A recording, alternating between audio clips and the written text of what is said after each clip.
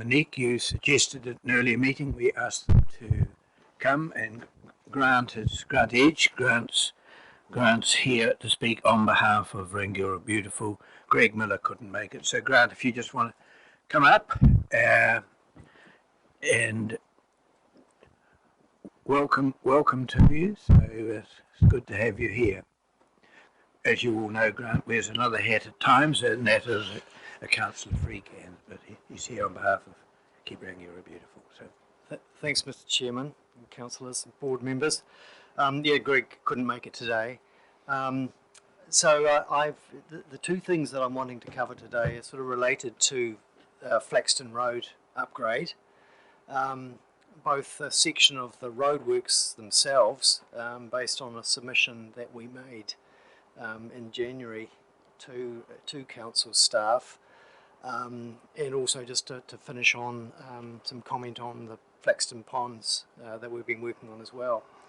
I've got a little PowerPoint up there, which maybe I'll just quickly run through that. So could you just explain, I was unaware you were talking about Flaxton Road. Oh, okay. That you weren't down to talk about that. You were here to talk about the partnership and beautification of the streetscapes. Oh. If you wish to make a passing reference, but we don't want you to get into the issue because you haven't asked permission to talk to the Flaxton Road. Oh, issue. Sorry. Okay. Okay. Well, in that make case, passing reference, I suggest. Right. Okay. So, in passing reference to that road treatment, the Keep Rangiora Beautiful group had made some submissions to the long-term plan way back in 2018, and with the idea that we had supported beautification and tree planting of some of our significant streets, and in terms of Flaxton Road, for example, our submission at that time was based on Rangiora Town Centre 2020 strategy, which had aimed at providing for better approaches and entry points into the town centre to enhance key transport corridors.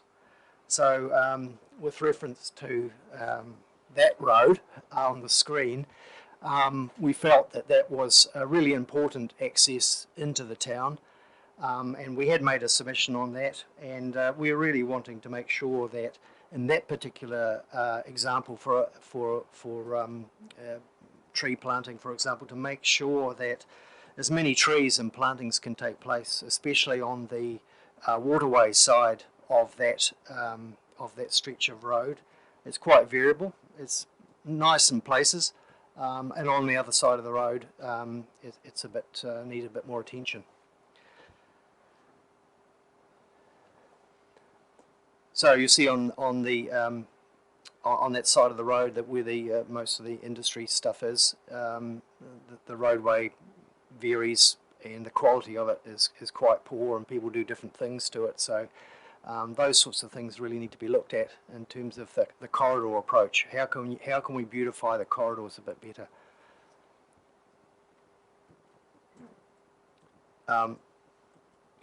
My submission to you today really, Mr. Chairman, was specifically on Flaxton Road, but the principles of that apply to everything really. We had commented and we were sort of hoping that we could get better treatment here. That's the council proposal on the top side, and some indication of the swale on with a cycle pedestrian facility as well. If we go to the next slide. This is the existing situation on Flaxton Road. We have the waterway and some planting on the waterway, grass berm which is a bit eaten back and with an unsealed berm, two-way carriageway, and then we have variable parking arrangements and footpath arrangements on the other side. So that's the existing situation across a cross-section of around about 23 metres, 3 metres of which is the actual waterway part. We had suggested a really different approach, a creative approach, and I think that in terms of your roadway design, Ivory Street at the moment, I'm really pleased, and I think that council should be really happy, I think, with its treatment of Ivory Street, where there's really some definition of car park bays and planting, which is what we're sort of showing up here. And that will all add to an important route through the town. But this particular council's proposal has a central flush median. But in my experience as a designer of roads from time to time, we can be more creative with the way we prepare our cross sections. And so I'm suggesting there that there's opportunities that perhaps could be taken up. And whether it's too late, I don't know. But certainly, if there's ability in the cross section to tweak a few things here and there, that would be fantastic, just to get some more planting.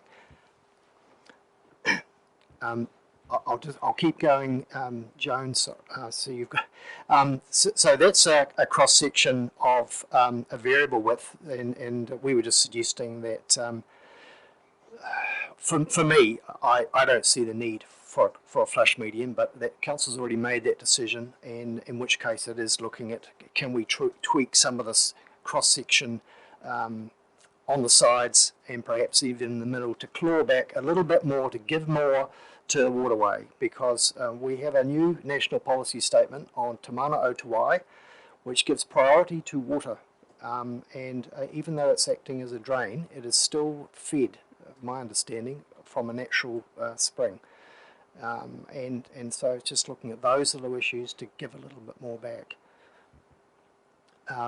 That's a road I designed a concept for in Crake Road near the university quite a few years ago. Same carriageway width as we have here in Flaxton Road. It has some planting in the centre of the road. It's a minor arterial, has 20,000 vehicles per day, and it just has some really interesting combinations of the way to treat cyclists, pedestrians, carriageway and planting. So that's the sort of thing, and that was part of my personal submission to the council, trying to get some creative response because really wide carriageways without any planting just become horrible grey situations, and in our industrial area leading up to through Flaxton Road, it is not a pretty place, and we need to do better. So that's Flaxton Road. The other issue, which Monique has been involved with too as part of our group, is that we were hoping to get, and I think Mr. Chairman, you were involved with a meeting that we had a while back, trying to get a link in this current construction process across here to get into this pond environment, so that it becomes an attractive public open space. And so that's missing off the current design drawings, and it's really important, I think, to when we've got a huge asset here, wildlife, it's a wetland area, and it's also potentially a really nice way to get to the future development that's this facility that's going to go on down here. And we have a benefactor who's prepared to donate a sum of money. And all we need here is a little, very low-key bridge to cross through the swale, and we then complete a really good linkage for the community. That's the pond, and so we're talking about somehow getting a link to this point through here, at this corner by the cafe, which will then enable people to travel along the top of the embankment and to get into this area by Fernside Road and the big facility that's going across here. And last week we marked out the trees with staff, and we're looking at doing a community planting project in a couple of weeks' time. Round the outside, we've found that we can't plant anything in these areas here because there's a liner apparently. So, but anyway, it's all part of this beautification process, and that will add to the entry to the town as well. So those really the message I'm trying to say is see if we can get that linkage, and going forward, anything that we can do from Flaxton Road to kind of make it a little bit greener. But I think in terms of your traffic planning, transportation planning, that we really look at those amenity values a lot better. But there are some good things happening. Thanks. Thank you, Grant. I understood at that meeting that, yes, we had a benefactor that was going to provide the trees. I thought the rest was going to be fait accompli from what the staff commented that day. Was I wrong? No, I thought that there was sort of a move to get that linkers incorporated, but if it's We'll it's follow not that. too late. It's We'll just a follow that variation. up. Yes, because it's a good exercise. Any Yes. questions of Grant? Joan? Yeah, Paul.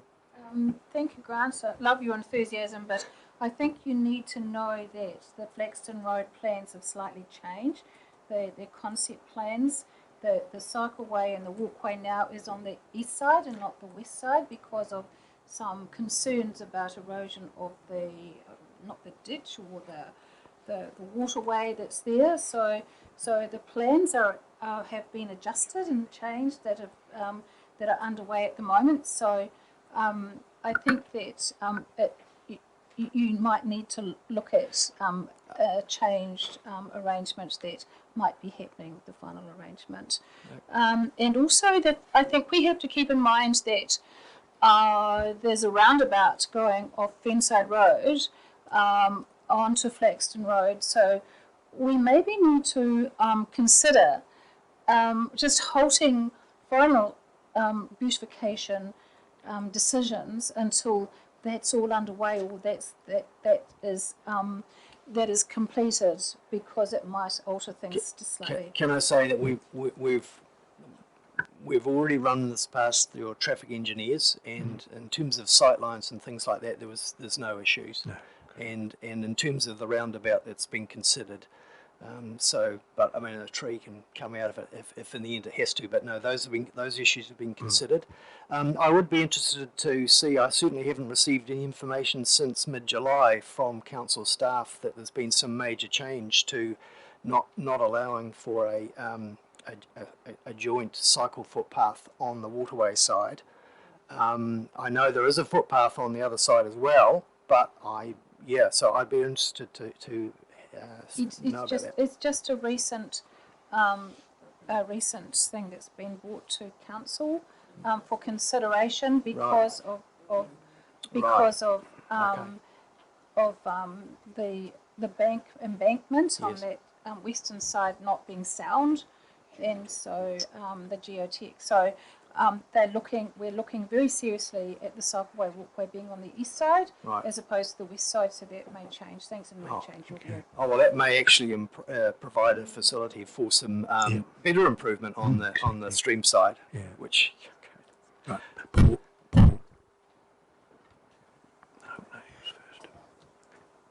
Murray, can you turn that off, please? Probably a couple there. A lot of that Flaxton Road comes up tonight on a. Can you speak into your microphone? That Flaxton Road thing comes up tonight a wee bit on the project, and that centre bit of road, I think that's designed more for a runoff for the trucks so they can turn into places. So trees, and Don probably would be able to confirm or deny that scenario. So trees may not be a nice place for in that centre because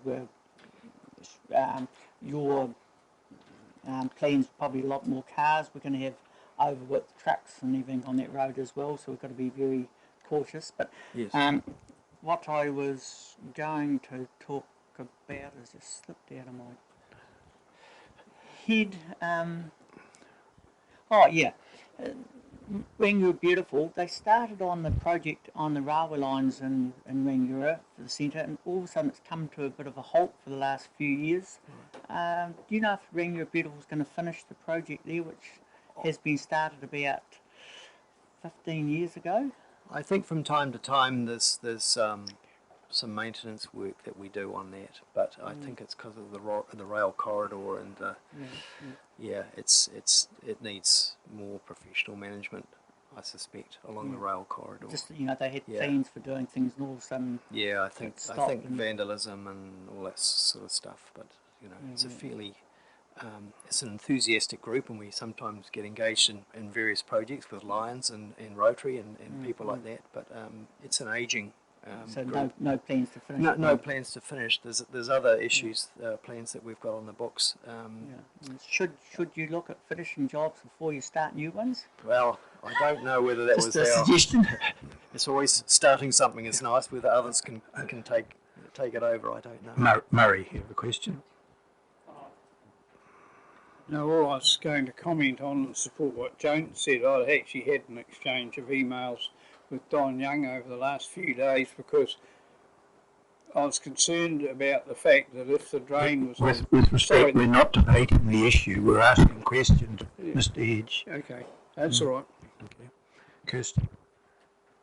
Thank you, Grant, for your presentation, and excited to hear that you're going to do something near Soda Cafe because it's Yes. a really lovely place.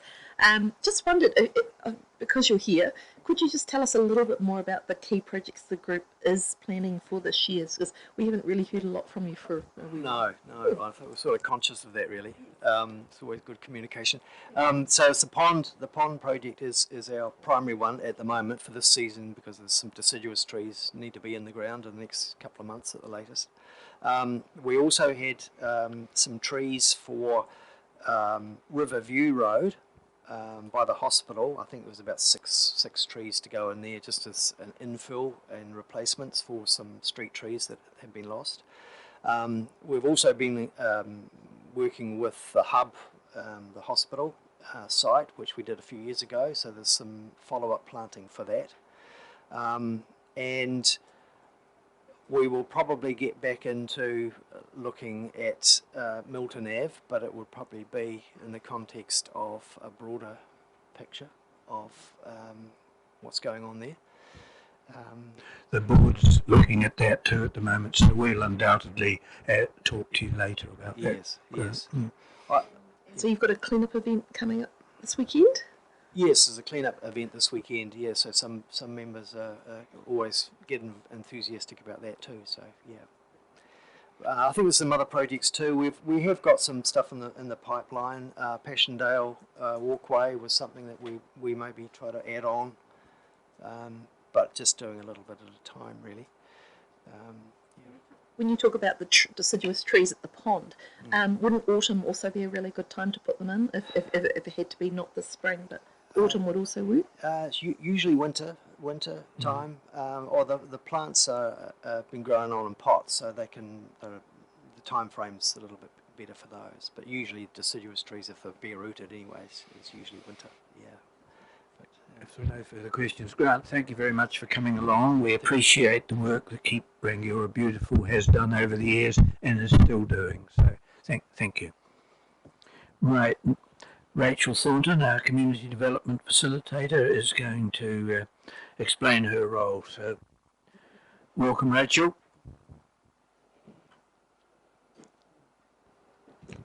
Good evening, everybody. Thank you for your invitation to come and introduce myself. Is this working all right? Yep. Yes, no, it's fine. My name's Rachel and I am the new Community Development Facilitator here at the Council, and I guess I'll just give you a wee bit of my background, if that's all right, and that will help inform maybe some questions or my role. I actually started my journey in community development and social justice in the Hope Community Trust. I helped set that up post-earthquake, and then I subsequently, I've always lived in Rangiora in the Waimak. Subsequently, I've worked internationally and nationally in various charities, and then I was doing some consulting because I'm particularly passionate about sustainability and some of the interfaces between charities and business and how things can be done well to support the community and its well-being. And and so then I saw the job advertised and decided it was time to come back to our community and hopefully invest a whole lot of skills and experience that I've got from my previous work.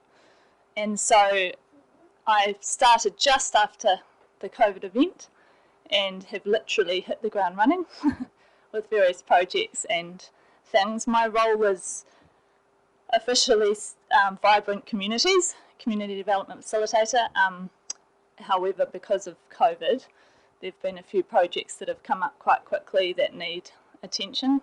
So, I'm fairly busy at the moment, but very much enjoying it. Yeah. So happy to answer any questions. Any questions? All right. Well, thank you very much. Rachel. Nice to meet you. Right. Thank you. Right. Item 6.1, Flaxton Road upgrade, pages 17 to 33. Don, welcome. And Fraser, is it? That's correct. Yeah. Right. Good evening all. So the Utilities and Roading Committee approved the current scheme design for the Flaxton Road upgrade project and authorised proceeding to the detailed design stage at the 19th of May meeting. Since approval to proceed with the scheme design, council staff have been working to develop the design, but unfortunately during the design development stage an embankment stability risk was realised that has the potential to significantly impact the project budget. So ultimately we have two options. The first option is to maintain the current scheme design and address the bank stability issues within the design, i.e. engineer our way out of the problem, or option two, relocate the shared path to the eastern side of Flaxton Road. So the purpose of this report is to first of all explain why the scheme design that was approved by the Utilities and Roading Committee at that May meeting was now expected to significantly exceed the total budget available. Secondly, present the updated cost estimate and recommend an alternative scheme design based on the shared path on the eastern side of Flaxton Road between Southwood Road and Kingsford Smith Drive. You should note that a 1.5 metre wide footpath is proposed as a link between Kingsford Smith and the Resource Recovery Centre on the western side of Flaxton Road. And third and finally, obtain your approval or your Rangiora-Ashley Community Board's endorsement, for the recommended scheme design for the Flaxton Road upgrade works as being suitable for consultation, subject to a satisfactory safety audit outcome and approval by council. And I should note that council have now approved the design. Thank you. I note the recommendations, because this is coming straight from the Utilities and Roading Committee and decisions have been made. That, Don, I think the recommendations, if you just have a look at D, should that not now read that the council has considered rather than will, and the outcome was provided to the board at tonight's meeting. I think we need to change that. So do you wish to add anything? We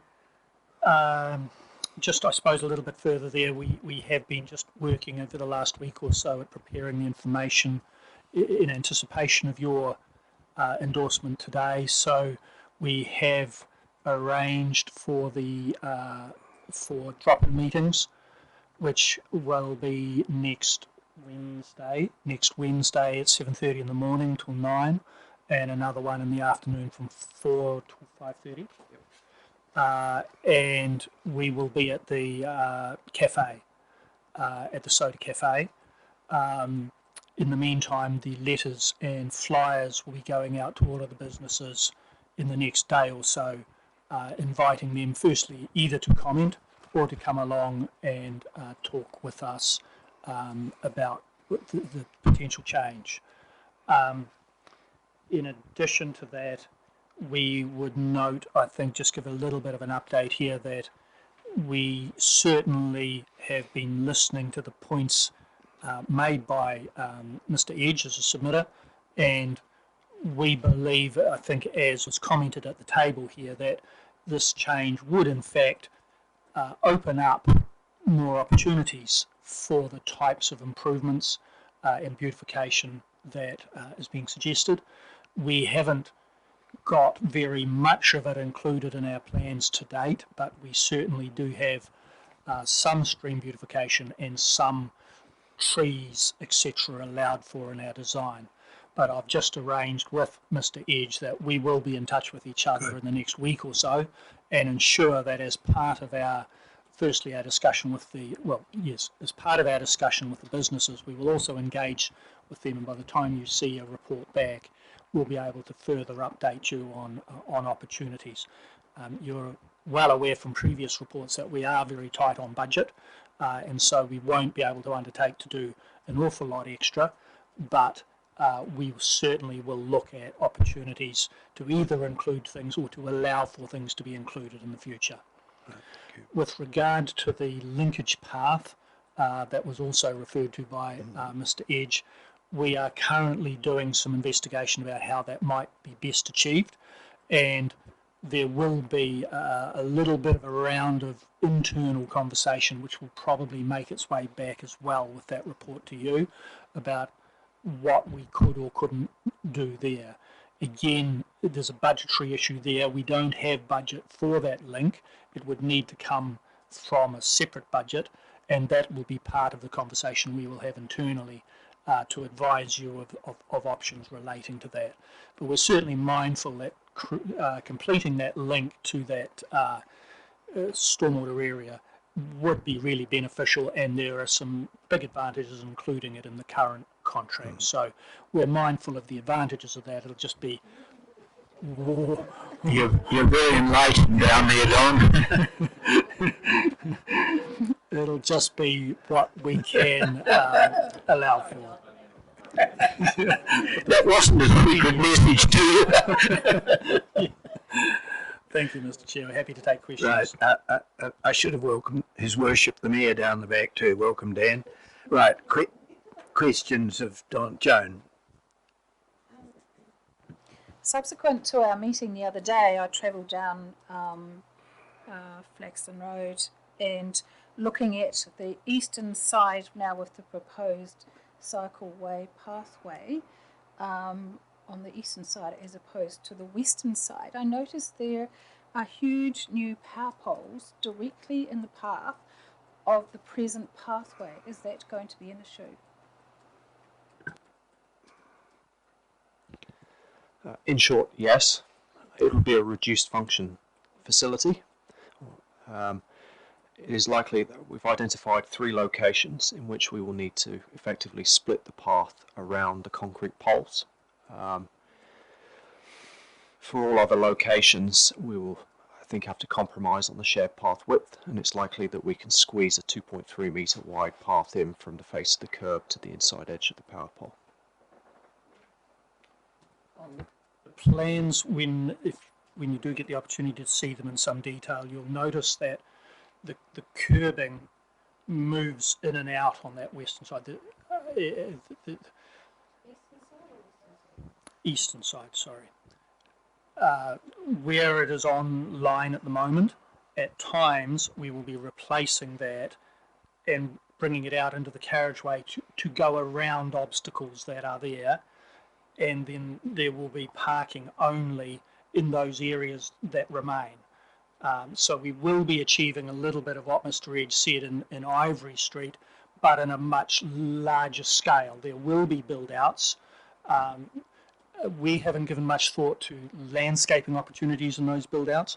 Obviously, they're mainly happening around power poles, so the large tree opportunity is pretty limited, but there still could be shrubs and landscaping of some nature which happened in those build-out areas which are being built for other purposes to get us around obstacles. Do you talk to Green Space about those issues? Yes, Green Space are part of our conversations. And subsequent to that then, if the power poles are there, will they be lit at night so people will be able to see highlighted those power poles if they're travelling at night? Yes, the current design does include an allowance for street lighting, so it will be fully lit.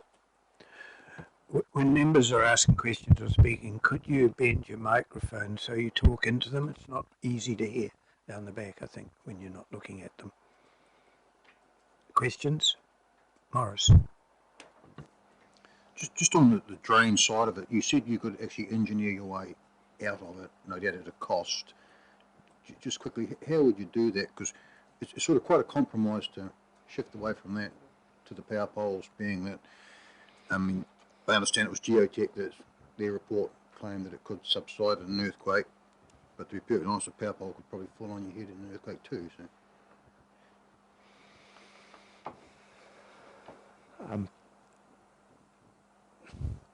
So we looked at various options: piping, retaining structures, and just localised treatment along the embankment face itself. The issue is really to do with the proximity of the curb to the drain.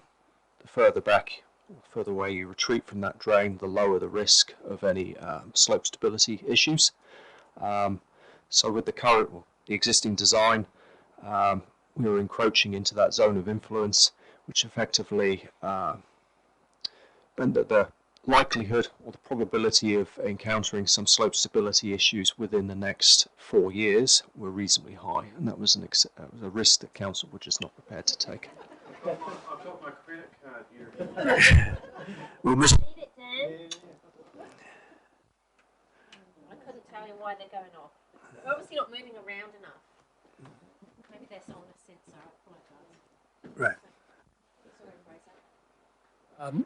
So, in further to Fraser's point there, we specifically requested, I suppose, a risk-based assessment to give us some good feedback. And to explain Fraser's point a bit, it was indicating that it was a 4-year return period that would potentially cause damage to our new infrastructure.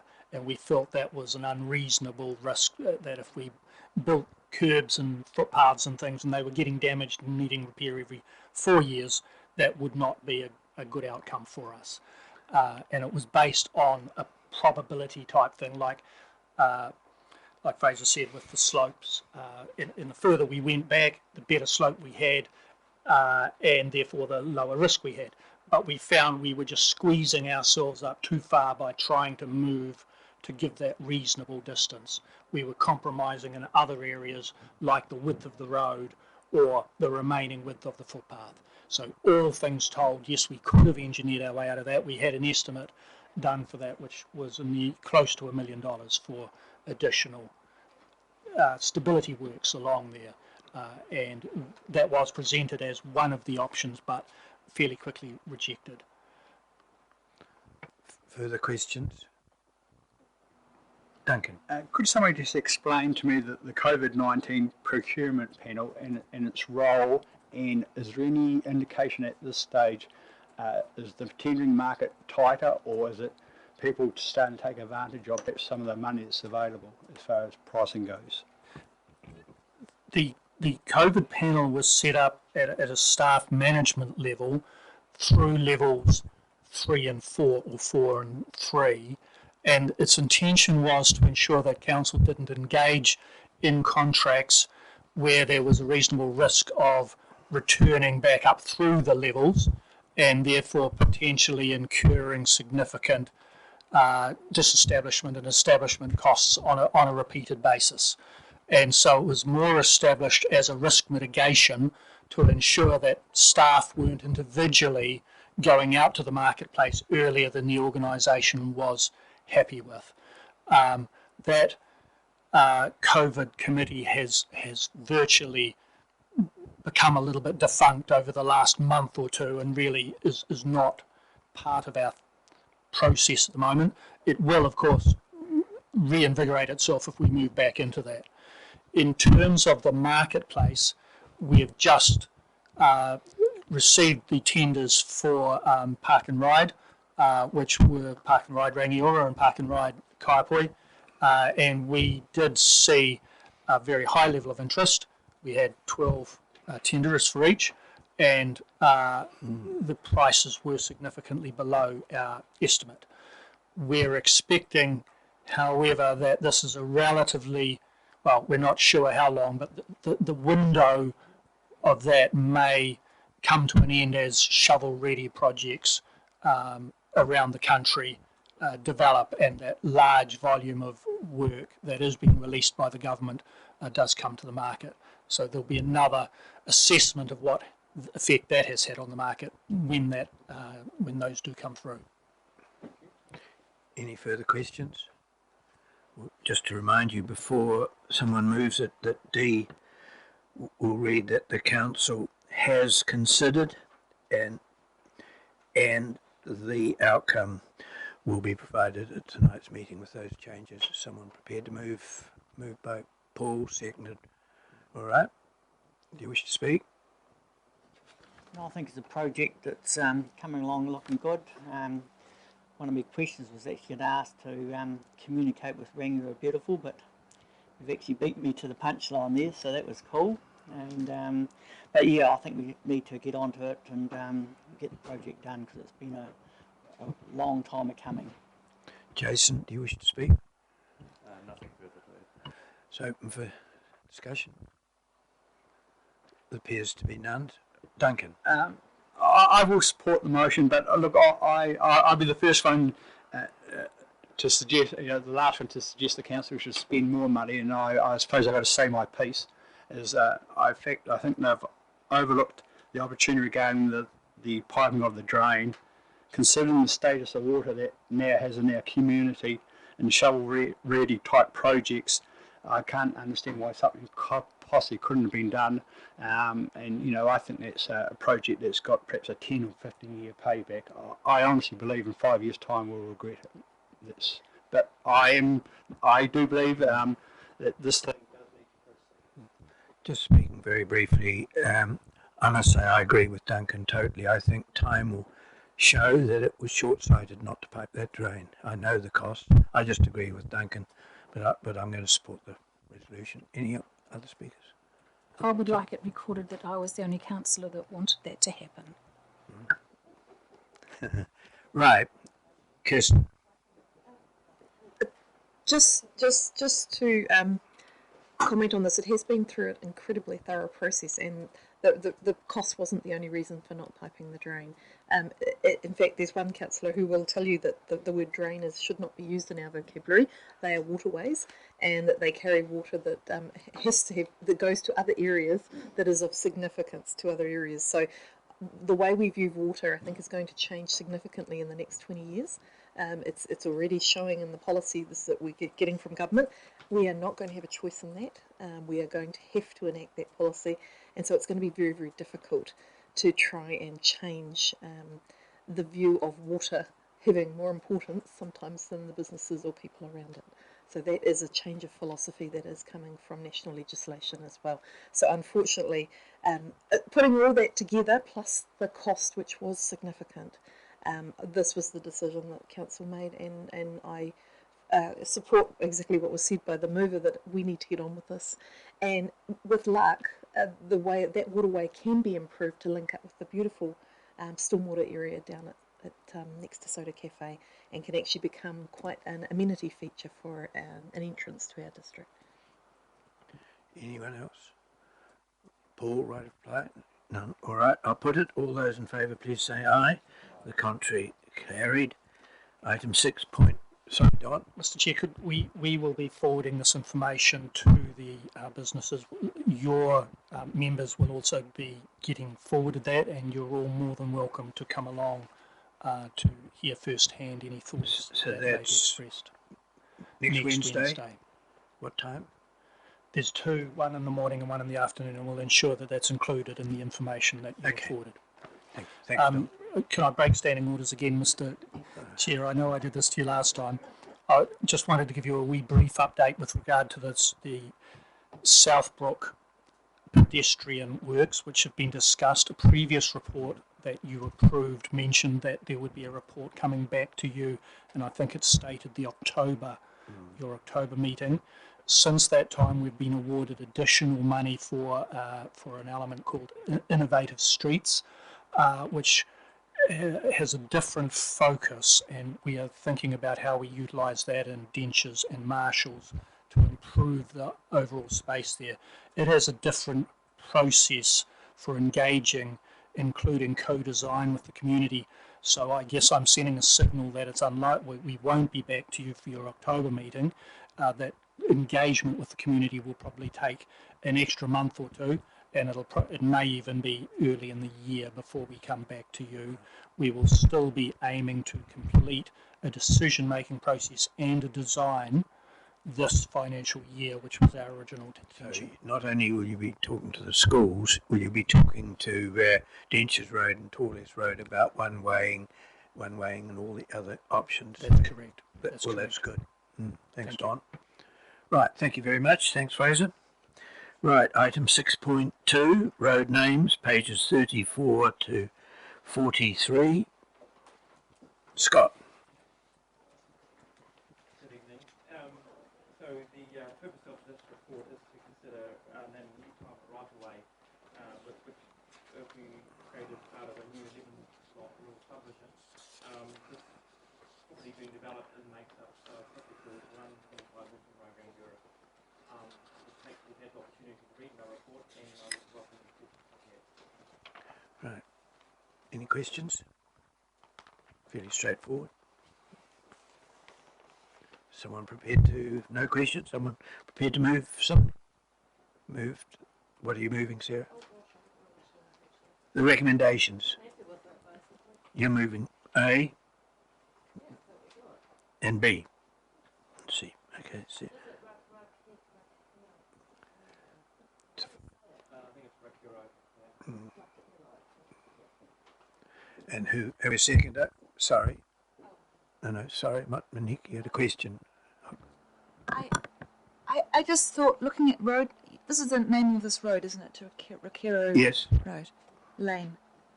Why that name? I understand, was it local farmers?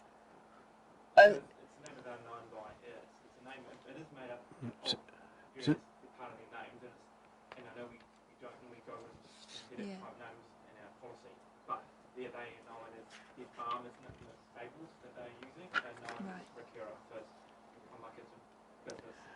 Item 4.2 in the report spells it out. Yeah, I did.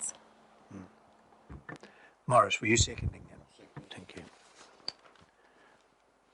you wish to speak to it, Sarah? No, I read the reason why, and I thought that was a good reason, actually. I thought it was a married name, but it says that it's not the irrigation road. That's interesting. It looks like one, but... It may be soon. I thought it was. That's interesting. But yeah, it was a good reason. Morris?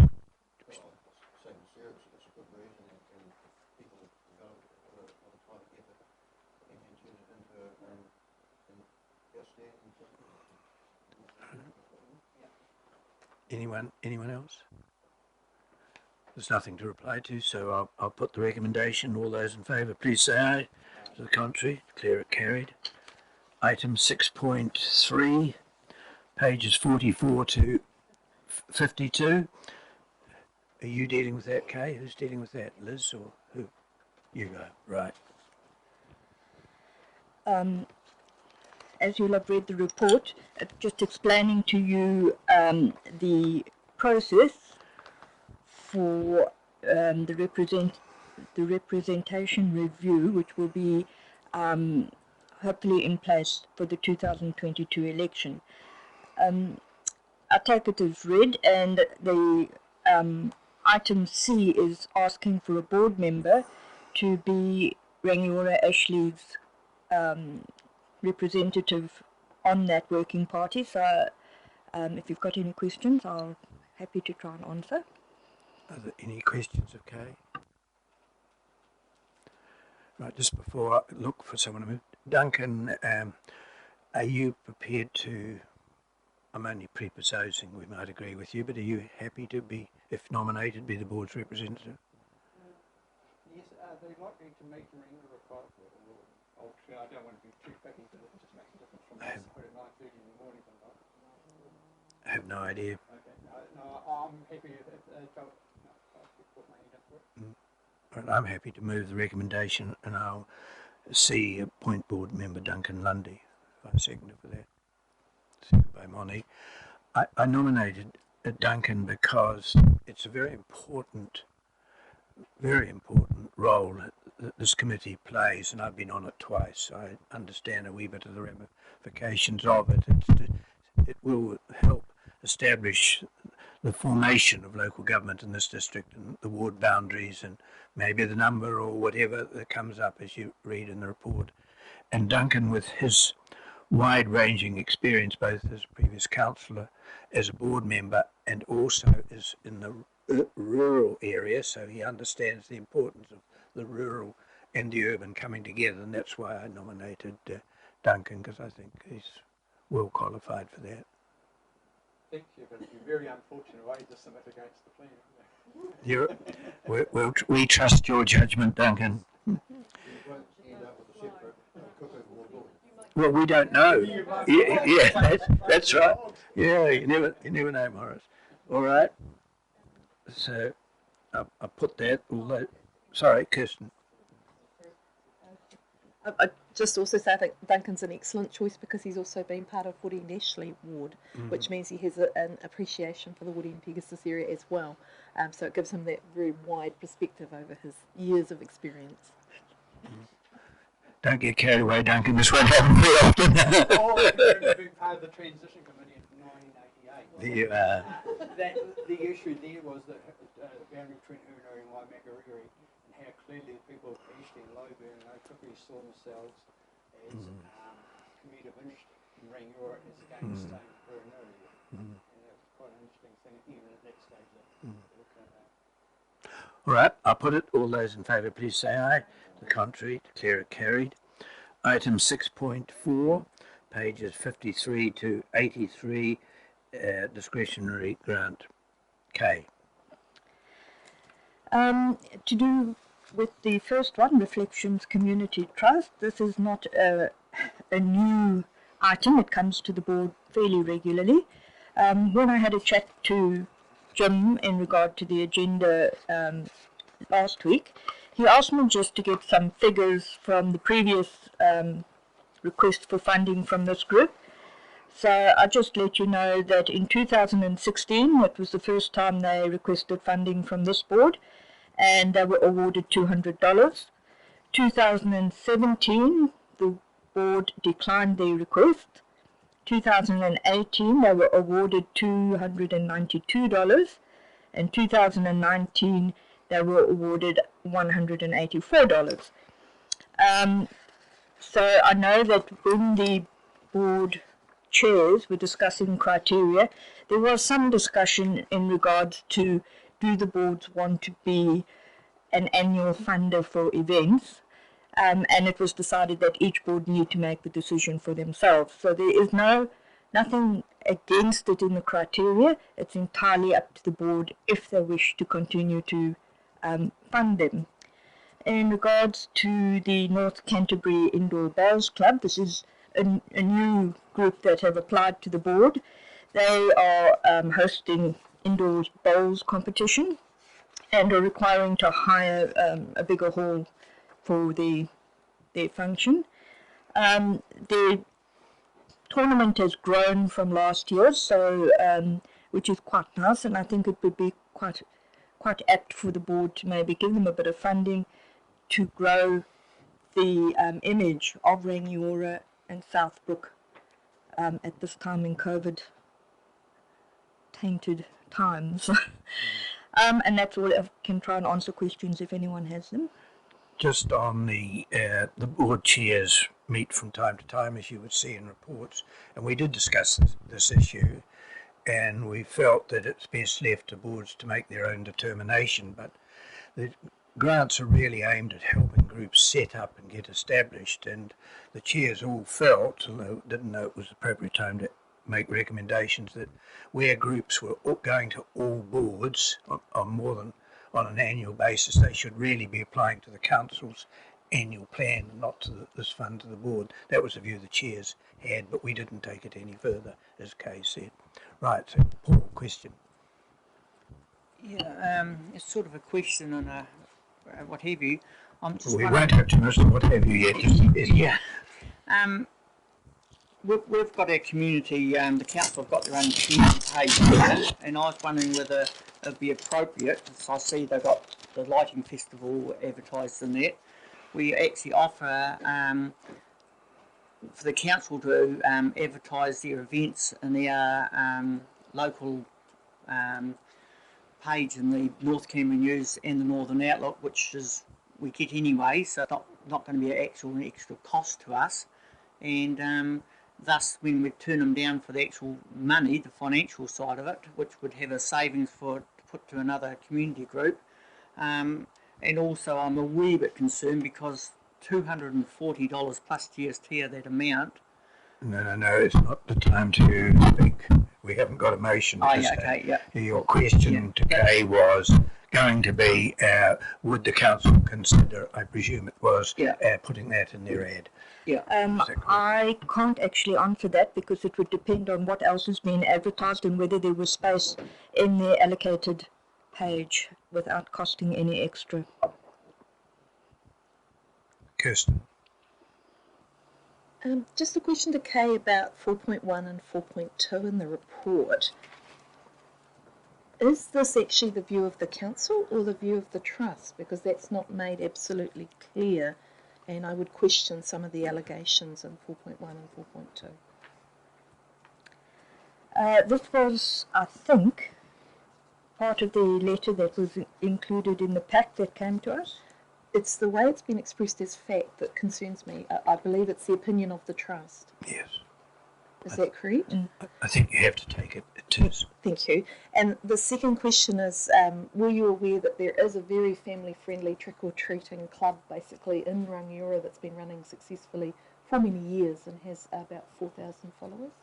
And seeks no funding. And seeks no funding, and also makes it very clear that elderly can put up a sign, no trick-or-treaters, and they discourage it. Thank you. Right, we've got any direct question. We're almost debating it round the circle without quite debating it.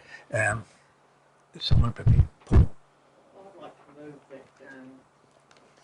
I'd like to move that we decline their application, but we ask the council's communication if they could actually submit a one or two ads in their own council booklet towards this situation.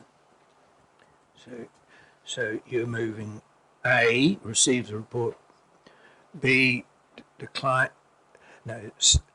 asks the council if they can include the advertisement in their publication. Yes. And are you going to have just thinking, are you going to, so you decline it and ask the council? Yes. Is that what you say? All right. And we're seconded for that. Seconded by Andy. Right, look, we'll deal with that one first because it's a wee bit tricky. So would you like to speak to, would take as grant B? Just part B. We're taking it in parts.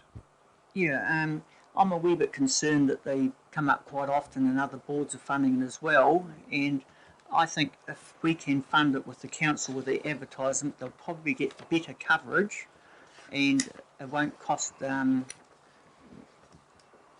sport any money, and we can save that money for maybe a bit of a more wanting cause, if you can call it that, and so I think it'd be a win-win for all scenarios whatsoever, and I would sort of hesitate to fund something, particularly when half of that money, or $240 of that, is actually a thanking advertisement for the businesses, where it's been suggested quite a good letter to the people that support them would be quite adequate as well. But even if we had to, even if they really needed that thank you, we could probably put that in our own council paper as well. So I think it's a win-win if we do it this way. Okay. Andy, do you want to speak to it? Any other member wish to speak? Just quickly. Kirsten. This does set a little bit of a precedent because there are hundreds of events in our district, and where space is available, I'm sure that the council will be happy to try and encourage putting in a space in their paper. However, it's not something we can offer to every single event. No. It's often because we're trying to improve, like at the moment it's the COVID response. We're trying to encourage people to get out and actually be able to recover from COVID, so therefore there is some more event focus in our communications, but that is not the purpose of the council communication page. That's the ENC does that, that's their job. So I'm just a little nervous about the recommendation. Happy to ask the question, so that's why I'd be happy to support it at this stage. However, I would be very cautious about this board telling the council how to run its communications. I don't think that's the intent of the motion. I just think if that was the council policy, then it is. Otherwise, it's declined. I think it's quite straightforward. And speaking to the decline, I actually agree with this one. It's a wonderful event for children, and it's a great event, but so are lots of others. And we have an event funding package which we can offer people through other avenues. I've always been a bit cautious about this one, even though I've actually spoken at the opening of it, because of the religious connotations and the fact that it's anti-something rather than just being pro children having fun and all that sort of thing. It's a little bit awkward to support something that is deliberately set up to be something else, other people's beliefs. So I would be quite comfortable with declining this application and offering the type of support, if we can, if it's available, that Councillor Williams suggests. That's what it says. Anyone else? Monique? Perhaps, do you think they should be directed to other sources of funding with the council, if, as you said? No, well, they weren't aware of any other source. That's their business to where they go. They've applied to us. We're here to deal with their application. I thought you said that there's other funds available through the council that they can apply for. Annual plan. So maybe they could be directed that way. Do you get my drift? Sorry. Yep. Okay. I know that when this request went to the Woodend Sefton board, they agreed to fund them for this year with a letter written by me saying this is the last year and they should look at other funding sources like the annual plan. So, I can do something similar if the board so prefers. Yeah, we'll add that to them. Yeah. All right. Right of reply, Paul. Yeah, and my motion was actually asking the council whether they could submit it in their thing, so that was be subject to what have you. There's today's one in paper, so that's the ad they're putting for a different community. Yeah, it's still an ad for that type of similar thing, but they have had things like that in it. So, but the motion was asking if they can do it. If they can't do it, well, that's fine. But so that was the scenario there. Okay, we're clear on what we voted for. A receives it and B as explained. All those in favour, please say aye. Contrary, declare it carried. The next part is D and E. Is someone prepared to move that? The North Canterbury Indoor Bowls were asking for $500. Moved by Monique. We grant them $500.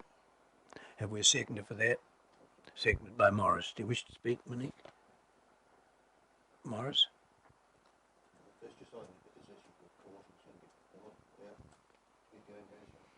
Okay. Anyone else? I'll put that. All those in favour, please say aye. Contrary, carried. Item 7, there's no correspondence. Item 8, moved by myself, seconded by Duncan. The report be received. All those in favour, please say aye. Contrary, carried. Items 9.1 right through to 9.23, and then the recommendation needs to change, and it should read that the Rangiora-Ashley Community Board receives the information in items 9.1 and 9.2, that's A, and B, that the public excluded minutes for information only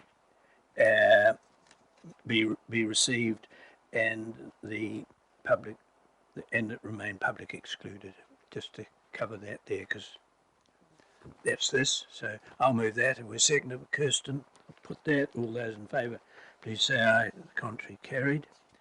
Members' information exchange. Monique, we'll start with you. With I haven't done a hell of a lot, but with Keep Rangiora Beautiful, we threw some trees in the cemetery, down over beyond, down near the off Coldstream Road there, and yeah, which was cool. We replaced some old trees. In the first plot? No. Sorry, that's what Mary and I bought ours there. Oh. And also I was involved in there's a clothes swap with Time Bank here, which I'm part of, and that's really all. Thank you. Okay. Joan?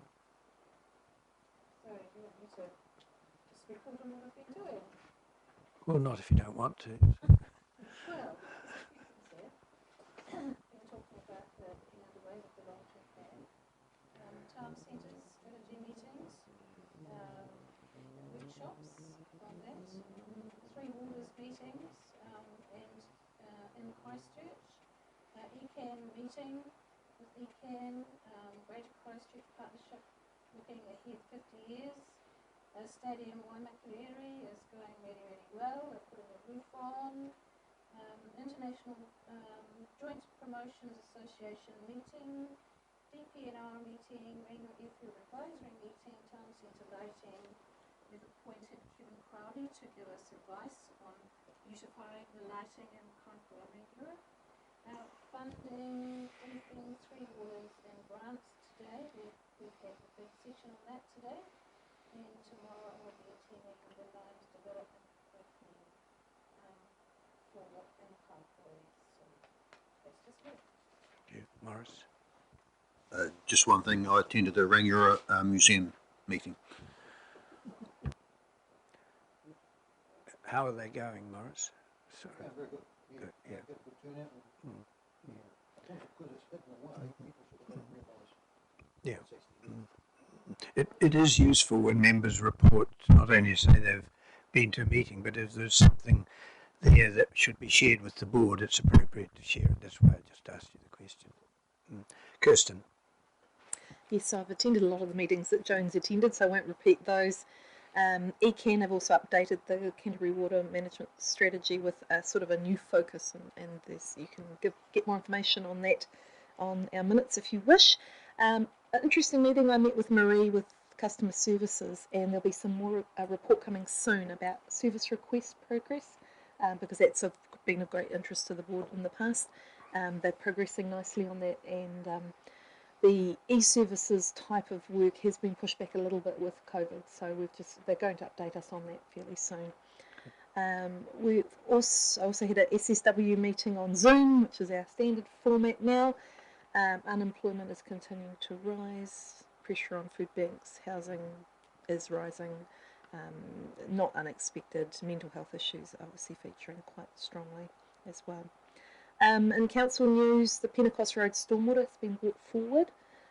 We pushed everything out with the COVID rate, trying to get the rate down to 1.5, and then the staff occasionally have had to actually speed some things up because they've come further forward than we thought they would. Development in Rangiora is progressing very, very quickly. We're actually running out of land, and that's going to be a significant issue as part of the district plan process in the next 10 years.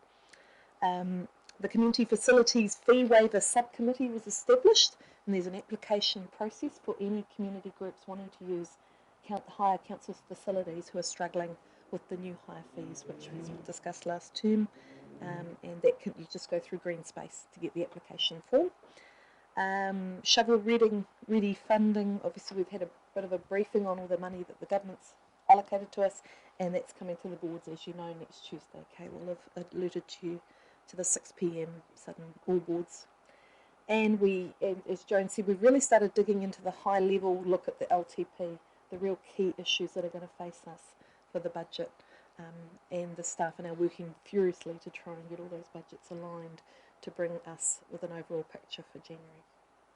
That's me. Thanks, Kirsten. Andy? Evening, Mr. Chair. I attended the feature lighting meeting as well with Joan and Paul, and it was constructive. I'm concerned about how much it's going to cost and where that may or may not come from, but I'm excited about getting the concept design done for High Street and for William Street and the bridge in Kaiapoi.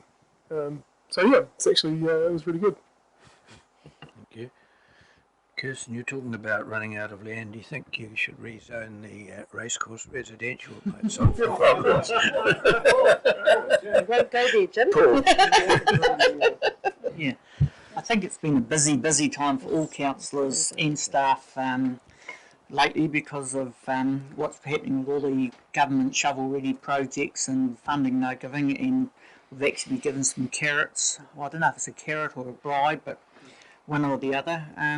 But for this, for our Rangiora area, one of the carrots we've been given, it looks like we may be able to proceed with the Fernside sewer line all the way down Johns Road to link up to the east. Sorry, point of order, Mr. Chair, this is all public excluded. That's Well, not. No, it was told in the excuse briefing. me, I'm not having a debate whether Sorry. it's public excluded or not. It's nothing to do with this meeting. A councillor is reporting if he's breaking council rules or not. That's up to that. It's not up to me to make a ruling It on shouldn't that. be minuted. Mr. Excuse Chair. me. Let's Apologies. proceed. I'm being asked. Yeah, yeah. Yes. To be honest, Kirsten is right. Perhaps it might pay to just Pause on that one. Right. the board's going to Thank you. I'll pause on that one then. Might be a good idea by the sound of it. Yeah, we have been to a meeting about the new walkways and some of the river areas around Waimakariri, and we're looking at enhancing some of the areas. So some of the wee rivers, and like the Cam River, for example, we've got to get maintenance crews and everything to clean it out. The farmers and all that around the areas have got to have fencing away from it to keep their stock away from it. So we're gaining some access ways to these rivers, and eventually there'll be some planting and some nice real walkways around the whole of Waimakariri, and it's going to be years to do. Funding will be a big issue, but we've got a reasonable chunk of money, and so that's all going to enhance the whole of Waimakariri and walkways and just beautification generally around the whole area. So that will be quite, I think, a challenging but a worthwhile project for that to happen. And this is not public excluded. One of the major big things that's all passed now is we've had probably our biggest contract ever let in Waimakariri for the roading side of things. So we're carrying on with our existing contractor. It was quite a tight tendering system. So the Mayor and myself have got a meeting coming to meet the managers and sort of push the what we need to talk to them about to improving the roading and the potholes and shoulders and etc. in the district. And I think Cyclone are very receptive to upgrading what they're intending to do for us, and looking at it quite positively. So and for Sarah saying anything I shouldn't, I think I'll better finish at that. Thank you. Jason. So it started off as a regular month, and I was going to have one meeting with the North Canterbury Neighbourhood Support. It turned into two meetings because they put me on a subcommittee. So they're currently looking at recruiting a manager for the Waimakariri district to grow their network and develop their footprint around the community, which will be quite cool and quite exciting to get on. And yeah, so I'm just helping along with that. Good, thank you. Sarah.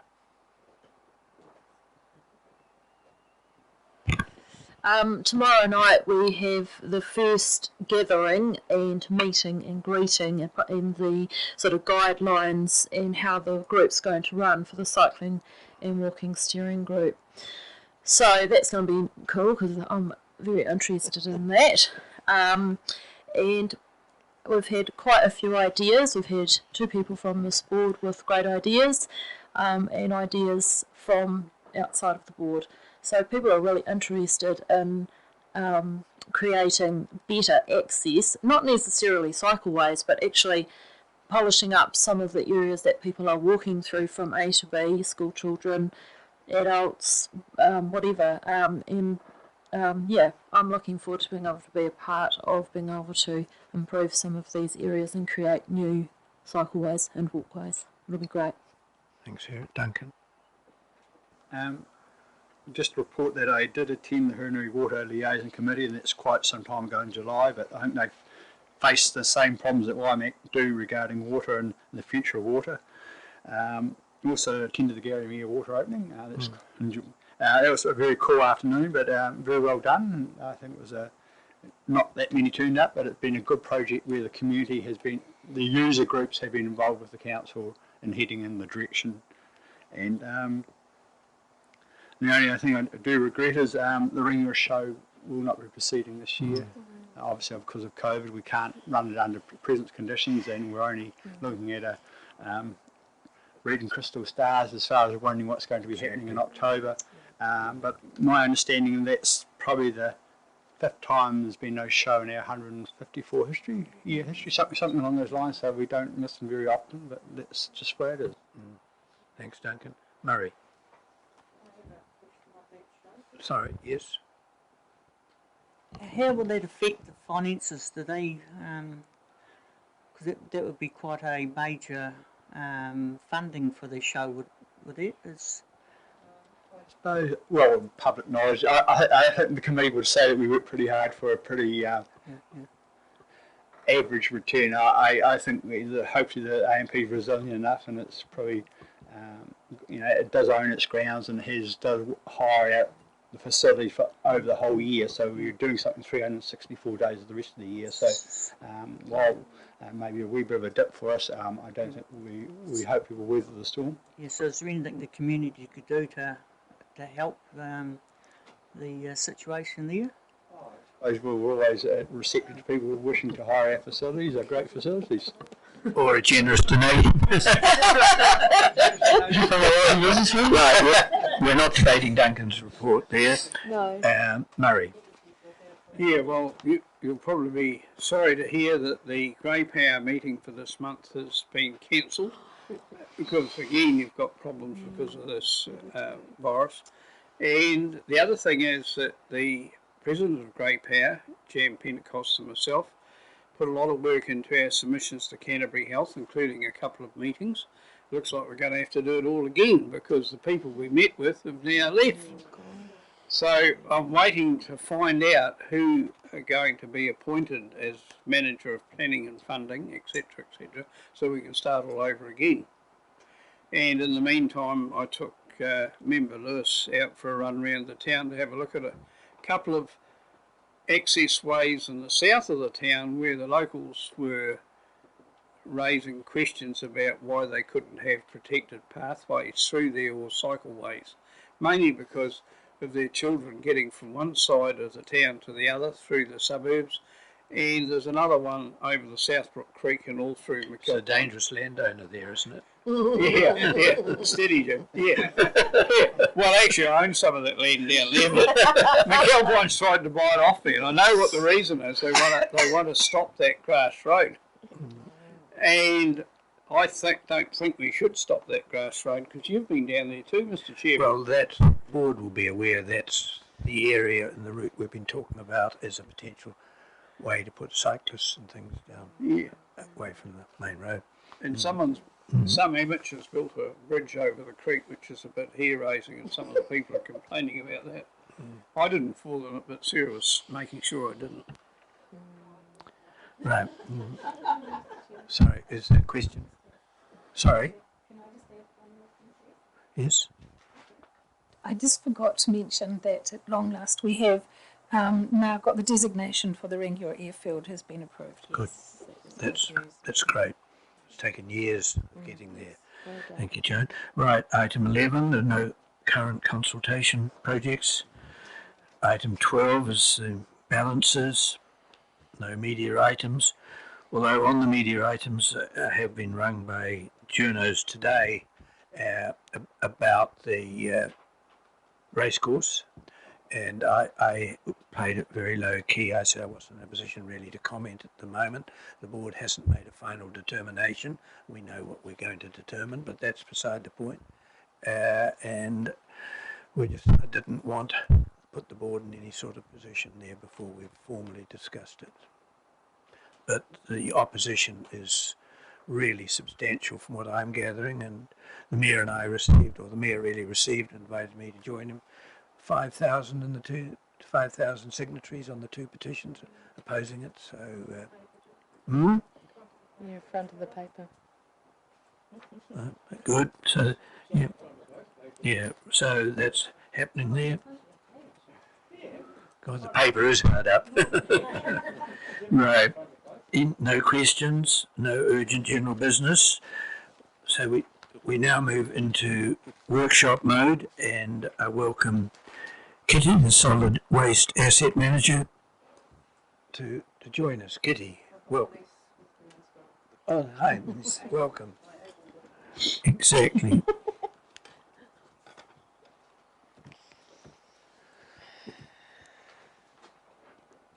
Yeah. I did bring some show and tell handouts. Someone else will drop those around. I presume you've all read the memo.